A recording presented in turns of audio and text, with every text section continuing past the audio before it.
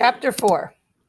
Paul threw himself out of the way and smashed into the wall of thick, towering bushes that lined the road. He held his breath.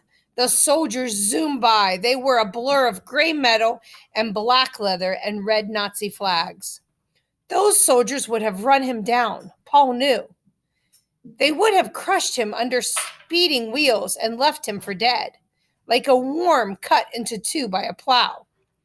Where were those soldiers going? The question stabbed him in the gut. He knew that somebody was about to get arrested or shot. Paul pulled himself out of the thick, prickly bushes and stared at the cookies, or what little was left of them. The box lay open a few feet away in front of a gate in the hedge. The cookies were smashed to pieces. Paul desperately tried to scoop up the crumbs, but it was useless.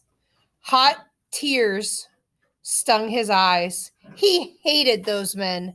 He wanted to chase them down, knock them off their bikes, rip away those swastika flags, and stamp them under his boots. Of course, Paul couldn't do that. All he could do was sit here in the road, crying like a baby over a pile of cookie crumbs. But Paul knew that wasn't what was truly bothering him. It was this helpless feeling. There was nothing he could do to fight back against the Nazis. Nothing anyone could do. Papa had tried to fight back, and look what had happened to him. He joined the French army right after Germany invaded France.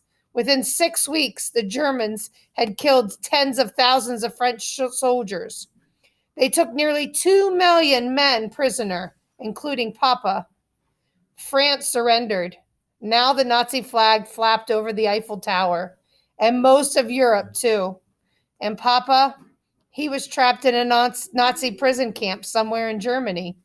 Paul and Mamam hadn't heard from him in 4 years. Paul shook his head to clear his mind. He couldn't just sit here crying all day.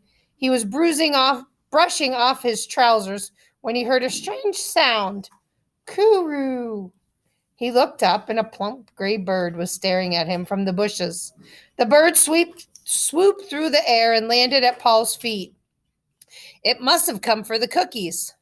Go ahead, Paul said, motioning to the crumbs. Someone should eat them. But the bird ignored the crumbs. It peered up at Paul. It had very shiny eyes, gold with a dot of black in the middle. Karoo, it said brightly. Karoo, karoo, karoo.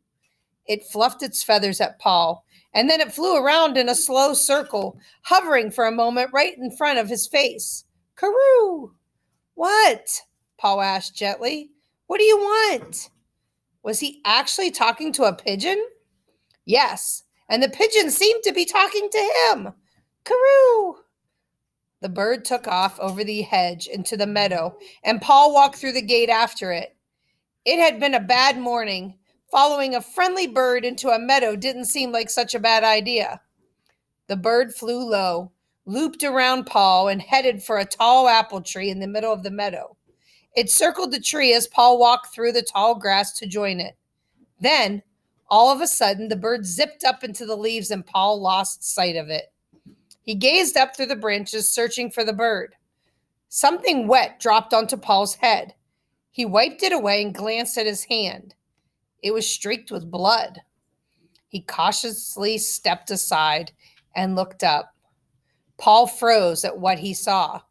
His mouth fell open, but he was too shocked to scream.